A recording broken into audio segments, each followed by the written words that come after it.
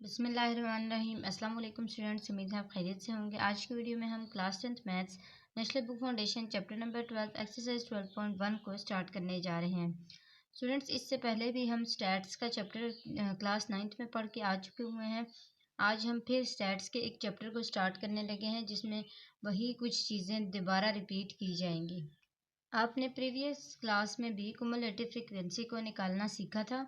जैसा कि हमें क्वेश्चन नंबर 1 में दिखाई दे रहा है, calculate cumulative frequency column for following, कि आपने सबसे पहले क्या फाइंड करना है, क्युमुलेटिव फ्रीक्वेंसी फाइंड करनी है। ये जो आपको क्लास इंटरवल और फ्रीक्वेंसी दिए गए हैं इन दोनों के थ्रू।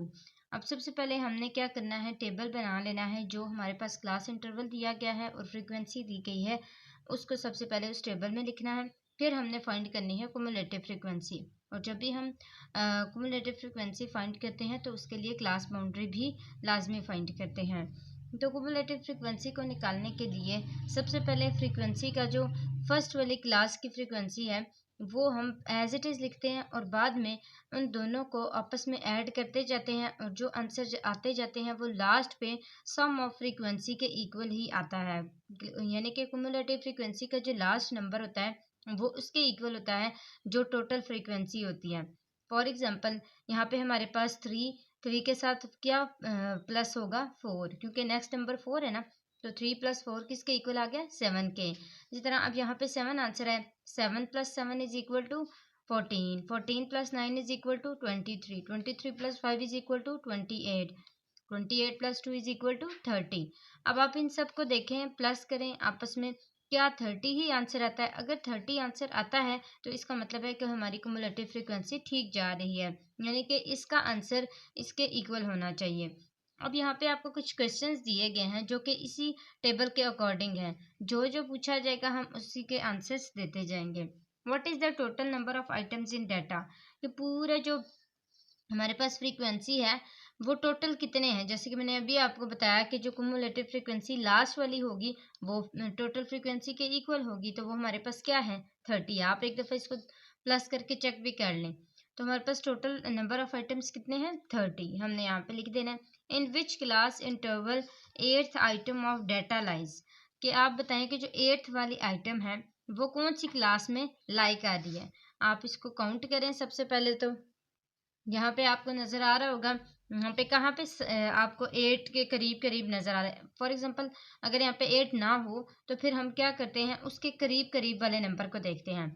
करीब करीब में ये होना चाहिए कि वो बड़ा ना हो, छोटा हो सकता है, ठीक है। अगर बड़ा है तो फिर वो रॉन्ग होगा, अगर छोटा है तो वो आप लिख सकते हैं। फॉर एग्जांपल, यहाँ पे हमारे पास 8 के जो करीब करीब नंबर है वो कौन सा है, 7 है, और वो किस क्लास में लाई कर रहा है, 21 से लेके 30 तक। तो हमने वो क्लास लिखनी है कि वो किस क्लास में लाई करता है। यहाँ पे हमारे पास है 21 से 30 तक। नेक्स्ट हमारे पास थर्ड क्वेश्चन है इसका, what is number of items having word less than. आपने ये बताना है कि जो आपके पास नंबर ऑफ आइटम्स हैं उसमें वर्ड से छोटा वाला कौन सा है, मतलब कितने आइटम्स हैं वो हैं 7 आइटम्स। तो वो आपने यहाँ पे 7 आइटम्स लिख लेने हैं। नेक्स्ट है हमारे पास which group contain highest number of items. यहाँ पे आप देखें कि कौन सी ऐसी क्लास है जिसमें सबसे ज़्यादा आइटम्स हैं। तो यहाँ पे आप देखें सबसे बड़ा नंबर कौन सा है, 9 है। अब 9 के साथ जो क्लास है वो कौन सी है, 31 से लेके 40 तक। तो आपने वो क्लास लिख लेनी है 31 से लेके 40 तक। अब देखिए यहाँ पे आपसे पूछा जा रहा है what is the lowest boundary of last class, कि जो आखिरी वाली हमारे पास क्लास है, आखिरी वाली क्लास कौन सी है, ये वाली है ना।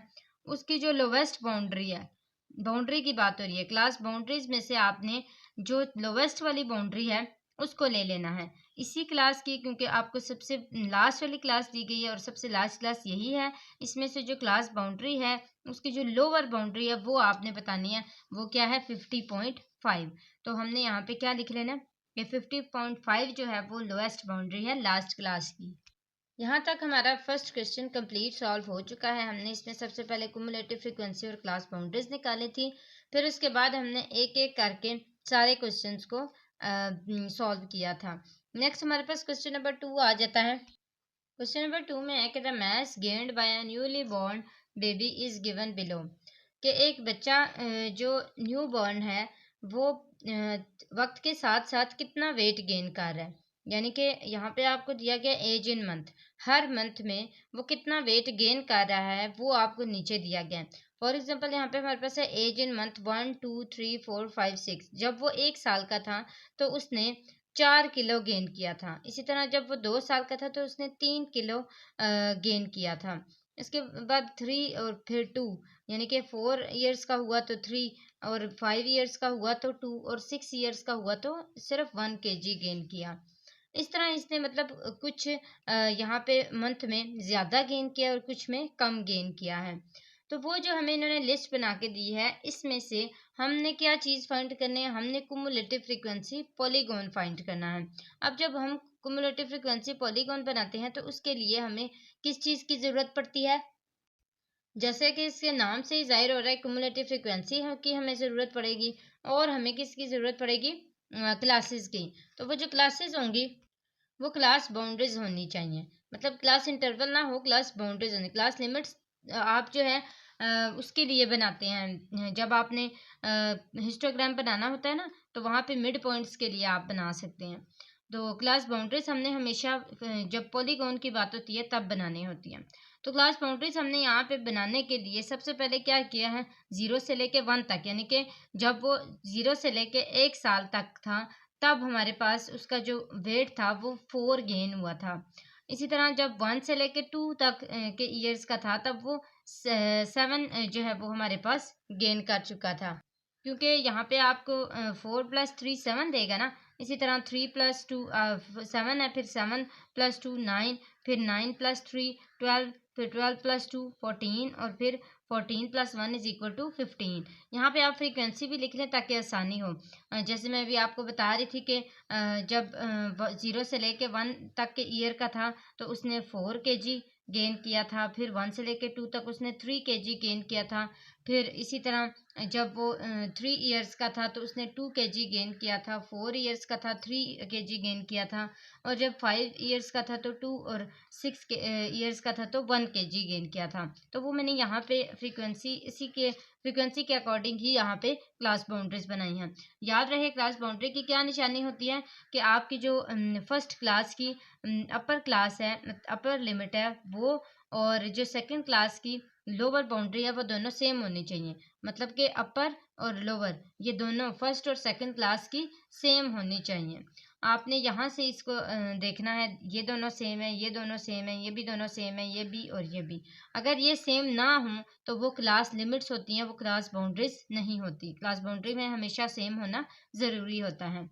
अब हम इसकी कुमुलेटिव फ्रीक्वेंसी पॉलीगॉन बनाने के लिए सबसे पहले एक ग्राफ बनाएंगे, और उस ग्राफ के नीचे हमने यहाँ पे कुमुलेटिव यहाँ पे हमने फ्रीक्वेंसी रखनी है, और यहाँ पे हमने जो कुमुलेटिव फ्रीक्वेंसी है वो रखनी है।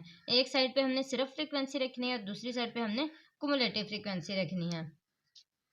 यहाँ पे आप देख सकते हैं मैंने कुमुलेटिव फ्रीक्वेंसी को रखा है। जब भी हम वैसे दूसरे हिस्टोग्राम वगैरह बनाते हैं तो यहाँ पे हमारे पास सिंपल फ्रीक्वेंसी आती है, लेकिन अगर कुमुलेटिव फ्रीक्वेंसी पॉलीगॉन की बात, अगर सिंपल फ्रीक्वेंसी पॉलीगॉन है तब भी यहाँ पे फ्रीक्वेंसी ही रखी जाती है, लेकिन अगर कुमुलेटिव फ्रीक्वेंसी पॉलीगॉन हो तो यहाँ पे कुमुलेटिव फ्रीक्वेंसी ही रखी जाती है, क्योंकि इस नेम को देख के हम यहाँ पे फ्रीक्वेंसी रखते हैं।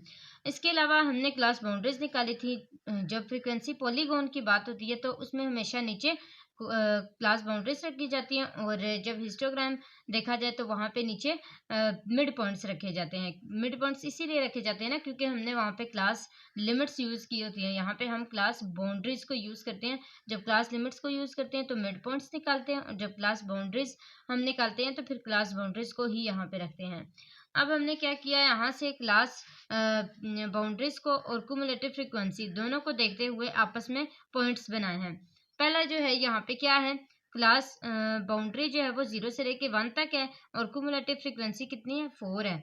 तो 1 वाले पॉइंट पे आपने 4 को यहाँ पे ज्वाइन करना है। ये आपके पास 4 है ना, 4 आप बेशक 1 2 3 4 करके लिख लें, और अगर आप इस तरह नहीं लिखना चाहते तो 5 का लिख लें। अगर 5 का भी नहीं तो 2 2 का डिस्टेंस दे के लिख लें। तो यहाँ पे हमारे पास मैंने 5 का डिस्टेंस दिया है, तो यहाँ पे 4 जब आया है तो 4 वाले पॉइंट को 1 के साथ ज्वाइन किया। फिर 1 से लेके 2 तक, 1 से लेके 2 तक क्या है, 7 है। ये 2 है हमारे पास, यहाँ पे ये 7 का पॉइंट है। मैं इनके जो नंबर्स हैं वो भी लिख देती हूँ, ये 4 है, ये 7 है। अब इस 7 को हमने ज्वाइन किया है 2 के साथ। इसके अलावा हमारे पास यहाँ पे 9 है, 9 को हमने ज्वाइन किया है 3 के साथ। फिर हमारे पास क्या है 12 है, यहाँ पे हमारे पास 12 था जिसको हमने ज्वाइन किया था 4 के साथ। फिर हमारे पास है जी 14, 14 को हमने ज्वाइन किया था किसके साथ, 5 के साथ। और 15 को हमने ज्वाइन किया था 6 के साथ, ये 15 लिखा हुआ है।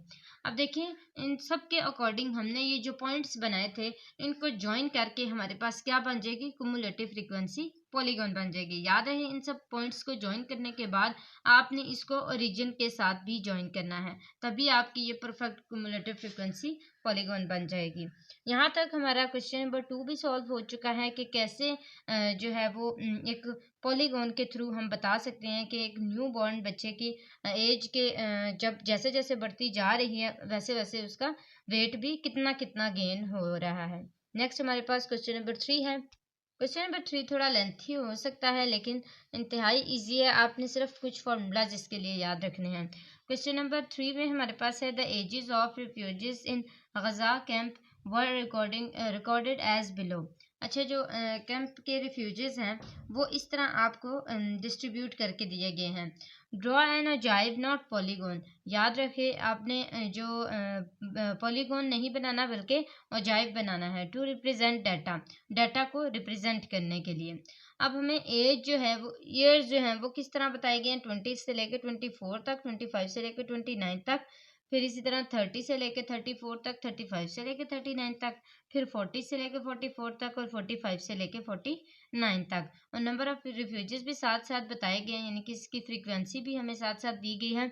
हमने सबसे पहले इसके लिए क्या करना है, क्लास बाउंड्रीज और क्युमुलेटिव फ्रीक्वेंसी फाइंड करनी है, क्योंकि हमने पॉलीगॉन तो नहीं बनाना लेकिन हमने ओजाइव बनाना है और ओजाइव के लिए भी हमें इन्हीं दोनों चीज़ों की ज़रूरत पड़ती है।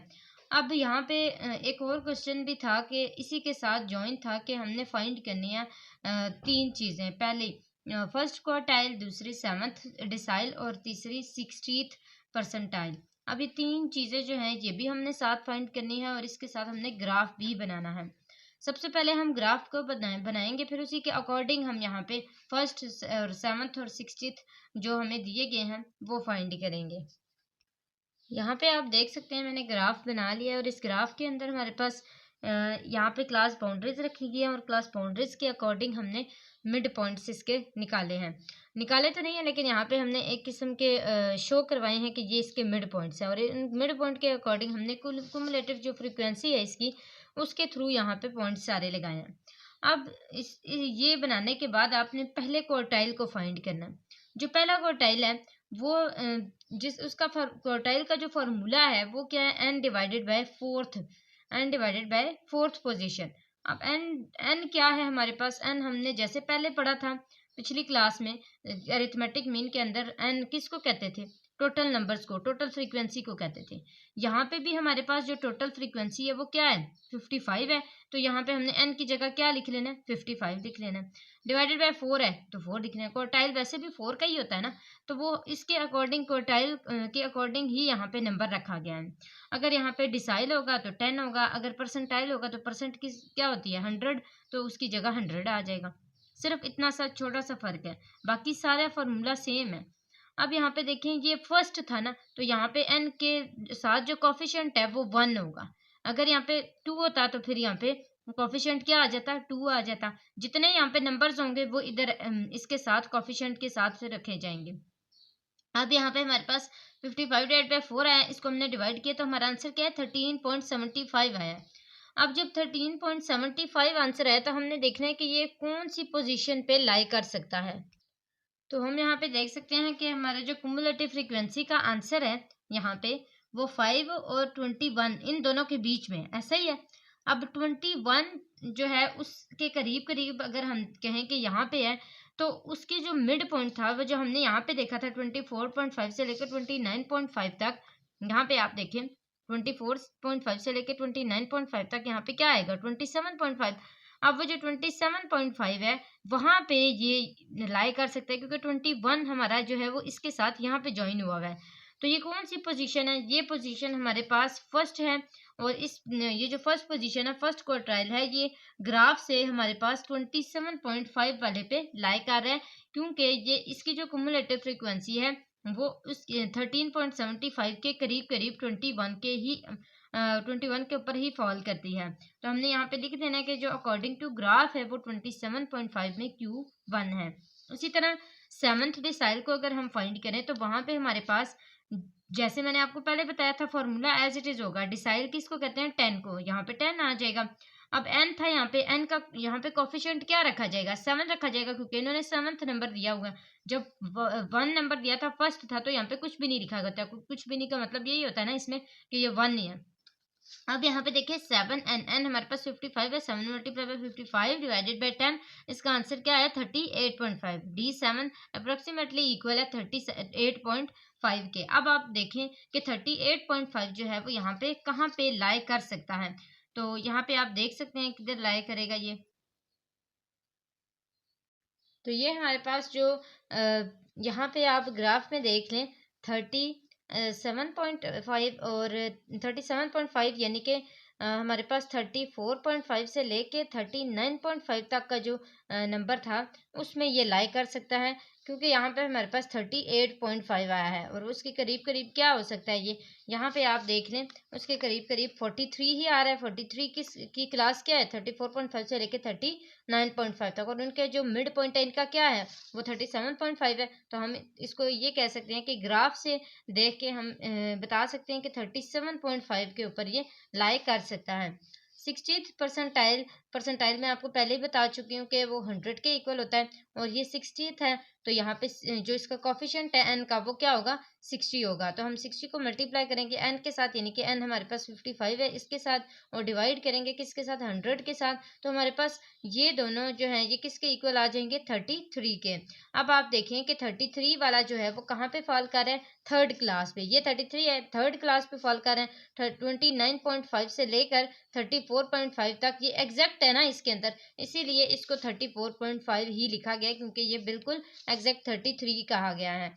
तो यहाँ पे हमारे पास ये जो है ये यहाँ पे फॉल करेगा। कौन सी पोजीशन है इसकी? ये वाली। तो ये हमारी जो है ये इसकी पोजीशन होगी।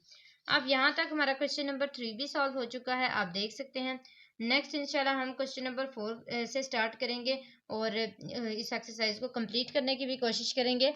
उम्मीद है स्टूडेंट्स आपको अच्छे से समझ आ गया होगा। कोई भी कंफ्यूजन हो आप कमेंट बॉक्स में ज़रूर पूछा करें। इसके अलावा जाते जाते आपने चैनल को ज़रूर सब्सक्राइब करने वो जाना है, और साथ ही अपने फ्रेंड्स को भी शेयर करना है। अगली वीडियो तक के लिए अल्लाह हाफिज़।